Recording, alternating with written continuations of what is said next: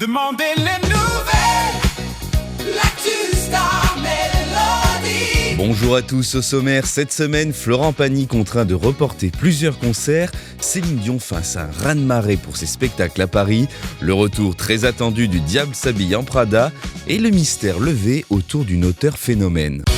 Demandez les nouvelles.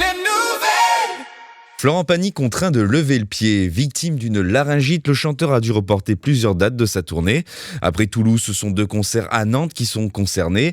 Une décision forcément frustrante pour le public, mais nécessaire pour préserver sa voix qui est son véritable instrument. Car depuis plusieurs années, Florent Pagny suit une discipline très stricte. Repos, silence, récupération. Un rappel aussi que même pour les plus grandes voix, la scène reste une épreuve physique de chaque instant. Demandez les nouvelles.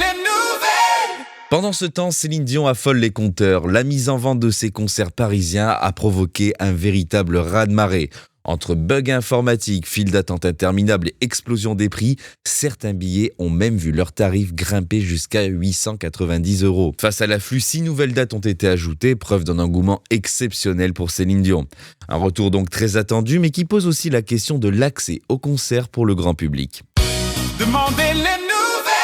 20 ans après, le Diable est toujours à la mode. Et oui, la bande-annonce finale du Diable s'habille en Prada 2 a été dévoilée. On y retrouve Meryl Streep, Anna Hathaway ou encore Emily Blunt dans une suite qui promet de se replonger dans les coulisses d'un univers aussi fascinant que cruel. Et côté musique, c'est Lady Gaga qui signe un titre original et même une apparition dans le film. Un mélange de nostalgie et de modernité pour un film déjà très attendu en salle. Demandez les nouvelles.